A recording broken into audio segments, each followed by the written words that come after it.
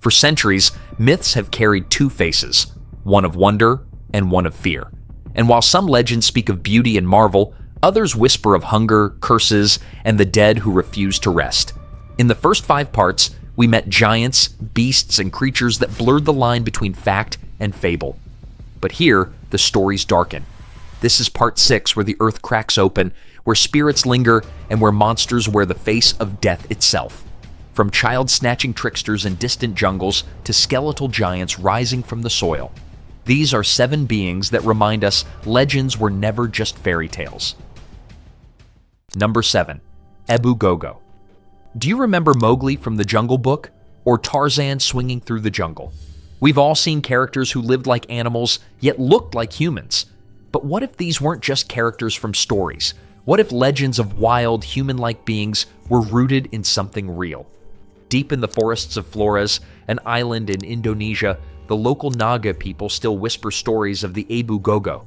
Small, hairy, human-like creatures said to roam the jungles. Their name literally means the grandmother who eats everything, a clue to their reputation as greedy and unsettling beings. Descriptions place them at about a meter tall, with long arms, pot bellies, flat noses, and a shuffling gait. They were said to speak in murmurs, mimicking human words, but never fully understood. Villagers told of how Ebu Gogo could steal food, snatch crops, and even abduct children. The creatures, they believed, would eat almost anything they could get their hands on. What makes the story chilling is how recent the legends feel.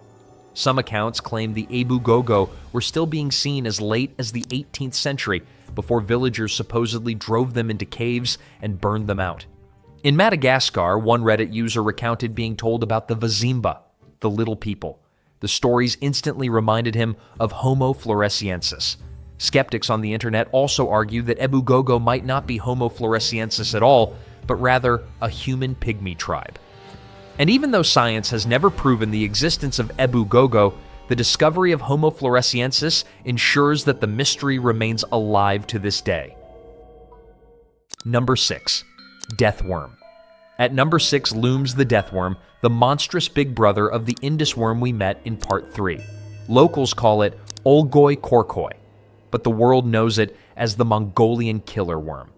Legends describe it as a creature up to 2 feet long, thick, bright red, and worm-like, with no visible head or eyes. It's said to travel beneath the sand, surfacing without warning. According to stories, it can spit a deadly corrosive acid, or even discharge an electric shock strong enough to kill a man or a camel instantly. For centuries, the nomadic tribes of Mongolia have passed down warnings of the death worm. Travelers claim the desert was haunted by it, and that stepping in the wrong place could mean death. Some even say it waits in burrows, striking at anyone who disturbs its ground. Critics argue online that the creature may be real, but its size has been exaggerated over time. In the 1920s, paleontologist Roy Chapman Andrews, the man whose expeditions inspired Indiana Jones, heard the tales of death worm while exploring the Gobi. Though he dismissed them as folklore, he noted how firmly locals believed the creature was real. Since then, cryptozoologists and adventurers have searched for the death worm, but no verifiable specimen has ever been found. Skeptics argue the creature might be nothing more than exaggerated accounts of local snakes or legless lizards. Number 5. Diao Si Gui. At number 5 stands Diao Si Gui, one of the most unsettling spirits in Chinese folklore. Slipknots and hanging deaths have haunted humanity for centuries. In China, the act of dying by hanging was viewed as one of the most tragic and unnatural ends, whether through suicide or execution. Legends say those who died this way could never rest. Instead, their spirits returned as Diao Si Gui, the hanging ghost. Pale and tormented, with bulging eyes, swollen faces, and tongues lolling grotesquely from their mouths, forever frozen at the moment of death. The belief is tied to the concept of hungry ghosts in Chinese religion. In Taoist and Buddhist traditions, the soul of someone who dies violently or unnaturally becomes restless, unable to reincarnate. They wander, filled with rage and sorrow, often haunting the very place of their death. The Diao Si Gui is said to stalk lonely roads, abandoned buildings, and even trees where people once hung themselves, terrifying those who pass by at night. Historical records show that fear of these spirits was widespread. In southern China and Hong Kong, families performed rituals and burned joss paper offerings during the ghost festival to keep such souls appeased. Some villages tied red cloth around trees where suicides occurred, believing it could ward off the haunting. Even today, stories of suicide sites becoming cursed are common in East Asia. Number 4. Zombie. Hollywood has long linked zombies with apocalypse. From World War Z to The Walking Dead, we've watched endless waves of the undead overrunning cities, tearing down governments, and devouring what's left of humanity. It's the perfect nightmare of a world collapsing. But the story of the zombie began long before Hollywood. In Haitian folklore, shaped by West African spiritual traditions, a zombie was not a flesh-eating corpse. It was a person robbed of free will, enslaved by sorcery, condemned to wander the earth as a hollow shell.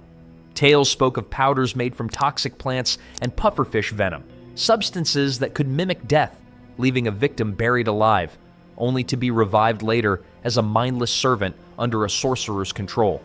The idea was terrifying not just because it blurred the line between life and death, but because it represented slavery beyond the grave, a fate worse than death itself. During colonial times, these beliefs became deeply entwined with the brutal history of enslavement in Haiti, shaping zombies into symbols of oppression and loss of freedom. Discussion threads on Reddit still debate whether zombies are even theoretically possible. One user pointed out that a zombie would not have a functioning circulatory system or a muscular system or even any other functioning body system. In that case, how would a zombie even be able to function? To that, another replied with a different take, suggesting that an engineered zombie, corpse raised by some sort of nanomachines, is theoretically possible. Even in modern science, there's a hint of truth behind the legend.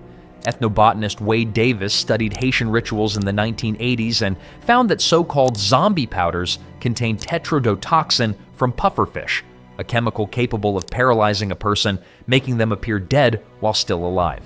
Cases like Clairvius Narcisse, a Haitian man declared dead in 1962 but later found alive, fueled the belief that zombies might be more than myth. But skeptics remain firm. No evidence has ever shown of the dead coming back to life. Number 3. Gashadokuro. At number 3, we have Gashadokuro, Japan's infamous starving skeleton, a legend said to rise from the bones of the forgotten. According to folklore, these creatures are the spirits of those who died in battle or from starvation, their bodies left unburied and their souls filled with rage. Over time, the bitterness of these deaths is said to fuse together, forming a single giant skeleton, towering over the landscape at nearly 15 times the size of an ordinary human. Legends describe the Gashadokuro as roaming the countryside at night, its bones rattling in the darkness, searching for lone travelers. Victims would be seized and crushed or bitten in half before the monster faded back into the night. Some tales even say the creature is invisible, its presence marked only by the sound of ringing in the ears, a warning that death is near. Some versions of the legend even give the Gashadokuro a weakness. The bangles strung from the teeth of the dead were not only grim reminders of famine and war, they were the source of its strength. Break them, the stories say, and the bound souls would be released, causing the giant skeleton to collapse back into dust. Many who read the legend today can't help but laugh, saying, "Destroy his bracelets and he's dead." No problem. Many still wonder if there is any truth to this tale. Well, most likely not. Historians agree that the Gashadokuro is symbolic, a grim reminder of the devastation of war and starvation, rather than a creature that ever truly roamed the night. Number 2. Jikininki. Imagine this: a funeral pyre burns low in the night. The mourners have gone, silence hangs heavy, and something moves among the dead. A twisted figure crouches over the body, tearing into the flesh with rotten hands and gnashing teeth. By dawn, nothing remains. This is the Jikininki, the human-eating ghost of Japanese folklore. Far from nameless monsters, these monsters are believed to be the spirits of greedy or selfish people, cursed in death to feed on corpses. They strip the dead of valuables, then consume the flesh, driven by a hunger they can never escape. Unlike other spirits, Jikininki are often said to blend in by day, appearing as ordinary villagers or even priests. But by night, their true form emerges, grotesque, stinking, and inhuman. One of the earliest Western records comes from Lafcadio Hearn's Kwaidan in 1904, where a wandering monk meets a Jikininki who confesses its torment, how it's condemned to devour the dead forever, with no hope of release. Number 1. Brownie. At number 1 is Brownie, a creature that might remind you of Dobby from Harry Potter, small, mischievous, yet strangely loyal. If Dobby the house elf had an ancestor in folklore, it would be him. Brownies were said to be small, goblin-like beings who lived secretly in homes and farms across Scotland and northern England. Unlike many darker spirits, they weren't out to harm humans. Instead, they performed household chores at night, sweeping the floor, churning butter, or tending livestock in exchange for simple offerings of food, usually a bowl of milk or bread left by the hearth. One guy even claimed how a wonderful little brownie inhabited one of the rooms in his home. According to him, he was so lovely and would keep the rats and mice away. But there was a catch. Brownies hated being seen, hated being thanked, and especially hated being given clothes. In fact, the story goes that if a human ever tried to gift them fine garments, the brownie would vanish forever, a detail Rowling borrowed directly for Dobby's character. Folklore also painted them as short-tempered tricksters. If they felt disrespected or neglected, they could sour the milk, ruin bread, or make mischief around the house. Some tales even warned that an offended brownie could turn into a boggart, a far nastier, malevolent spirit. And that's the end of part 6. But don't think for a second the story ends here. These were just 7 of countless beings whispered about in folklore, and we've only scratched the surface. If you thought these legends were chilling, wait until you see what came before. Dive into part 1, 2, 3, and 4, where we uncovered creatures so bizarre you'll wonder how they were ever forgotten.